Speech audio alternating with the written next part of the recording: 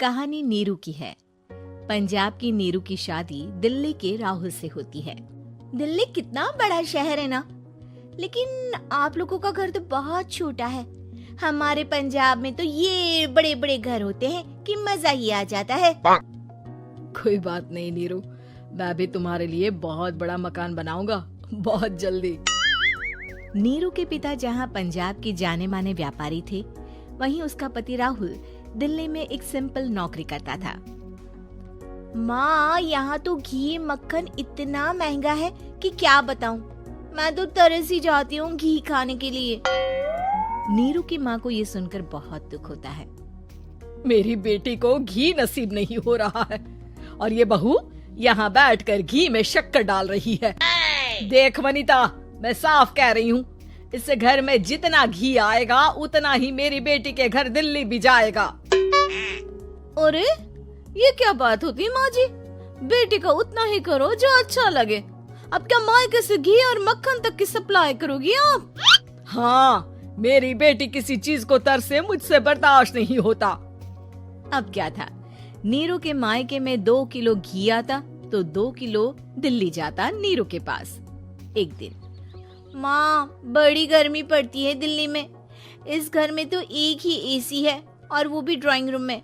सारा परिवार एक ही कमरे में सोता है। हाँ बेटा, वो तो हर घर की कहानी है। यहाँ भी एक ही एसी है।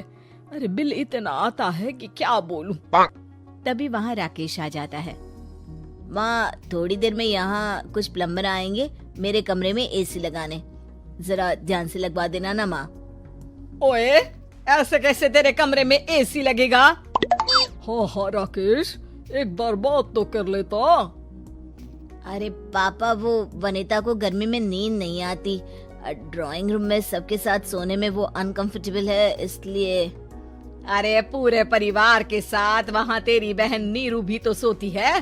वो नहीं हो रही क्या अनकंफर्टेबल? समझ रहा है ना? अगर एसी लगेगा तो एक दिल्ली में तेरी बहन के कमरे में भी लगेगा, तभी तू लगा सकेगा। राकेश वनिता को सारी बात बताता है। वनिता करती भी क्या, मन मार कर बैठ जाती है। माँ, ये लोग ठीक नहीं है, क्या करूँ मैं? अरे बेटी, यहाँ आ जा, तू यहाँ आकर रह ले। अरे छोड़ दे ऐसे पति को। कैसे छोड़ दूँ माँ? समाज क्या कहेगा, लोग क्या कहेंगे? वैसे भी मेरा एक बेटा है मयंक। अरे हटा बेटा, तेरी उम्र ही क्या है? इतनी परेशान रहेगी तो काम कैसे चलेगा? खैर, बात आई गई हो जाती है। माँ को लगता है कि नीरू ठीक है, तो वहीं नीरू के मन में एक ही लाइन चल रही होती है, यहाँ आजा। माँ ने तो बोल ही दिया है कि यहाँ आजा। बस मयंक थोड़ा सा बड़ा हो जाए, इन गरीबों को छोड़कर मैं वापस माँ के पास ही चली जाऊंगी।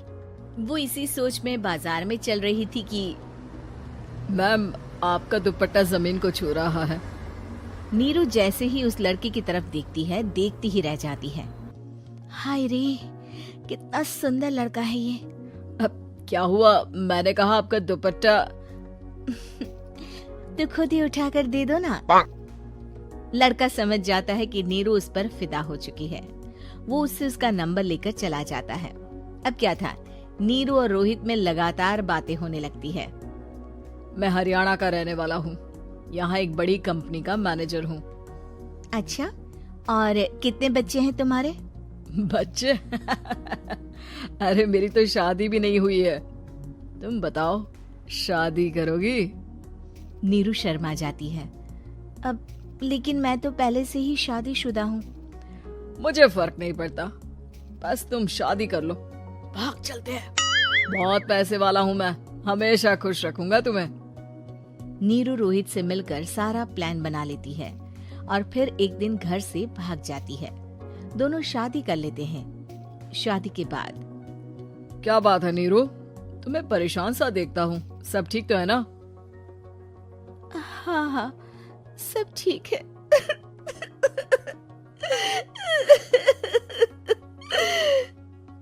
ये कहते कहते ही वो रोने लगती है। अरे क्या हो गया, रो क्यों रही हो? मैंने तुमसे एक बात छुपाई है। और वही बात अब मुझे परेशान कर रही है। रोहित, मेरा एक बेटा भी है, उसका नाम मयंक है। क्या बात कर रही हो? ये तुमने मुझे पहले क्यों नहीं बताया? देखो नीरू, मेरी माँ को मैंने ये नहीं बताया है कि तुम शादीशुदा हो। बच्चा मैं मैनेज नहीं कर पाऊंगा। नीरू को समझ में नहीं आता कि वो क्या करे। तुम उस बच्चे को अपनी माँ को क्यों नहीं दे देती? नीरू चुपके से माँ को फोन करती है। माँ, क्या मयंक को तुम रख सकती हो? बेटा, मैं राकेश के साथ बात करती हूँ। आखिर घर का बेटा वही है, जो वो बोलेगा। वैसे भी बेटा, तूने जो किया है ना, उसके बाद से पूरा घर तेरी बुराई कर रहा है। मैं भी अब किसी से तेरे लिए लड़ नहीं सकती। राकेश बेटा, नीरू ने तो जो किया बहुत ही बुरा किया, लेकिन मैं सोच रही थी कि क्यों ना मयंक को हम यहाँ ले आए। तभी वनीता बोल पड़ती है। वाह जी, ऐसे कैसे यहाँ ले आए? यहाँ क्या भंडारा भरा है? और जिस बच्चे की माँ ने नहीं सोचा, उसके लिए हम क्यों सोचे? नीरू को एक बार तो अपने बच्चे के बारे में सोचना चाहिए था ना। अरे लेकिन तेरे पास भी तो लड़का नहीं है ना वनीता। माँ, वनीता ठीक बोल रही है। कल को वो बड़ा होकर इसी घर का हिस्सा मांगेगा तो हम क्या करेंगे?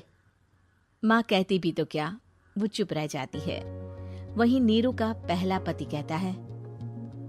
माँ, अगर आज भी वो वापस आ जाए तो मैं उसे माफ कर दूंगा। बेटा, गरीबी चीज ही ऐसी है, क्या करेगा? तू तो अब मयंक का सोच। वो बेचारा तो बिना माँ का हो गया। मयंक के खातिर तू दूसरी शादी कर ले बेटा। लोगों के लाख समझाने के बाद नीरू के पहले पति की शादी रिद्धि से हो जाती है, जिसके पहले पति से 2 बच्चे होते हैं। देखो जी, मैंने शादी सिर्फ बच्चे के खातिर की है। मैंने भी शादी सिर्फ बच्चों के खातिर की है। वहीं नीरू के दूसरे पति के मन में ये बात घर कर जाती है कि नीरू एक मासूम बच्चे को उसके खातिर छोड़ कर आई है। अब देखो नीरू, मुझे लगता है कि जो औरत अपनी कोख का बच्चा छोड़ सकती है, वो तो कुछ भी कर सकती है। कल को तुम्हें मुझसे अच्छा कोई मिल गया तो तुम तो मुझे भी बाय बाय कर दोगी ना। नीरू को अब उसका दूसरा पति ताने देना शुरू कर देता है। तंग आकर नीरू उसके यहाँ से भागकर अपने पहले पति के पास चली जाती है, लेकिन ससुराल में क्या लेने आई है नीरू, मयंक को? नहीं नहीं सासू माँ, मुझसे गलती हो गई, मुझे माफ कर दीजिए। नीरू, अब वक्त खत्म हो गया है, मेरी शादी हो चुकी है। तो छोड़ दो ना उसे, हमारा बच्चा है। मैं आपको अपनी माँ नहीं मानता, मेरी नहीं मान तो बात अच्छी है। नीरू मयंक की बात सुनकर समझ जाती है कि उसके पास अब न आसमान रहा ना ही जमीन।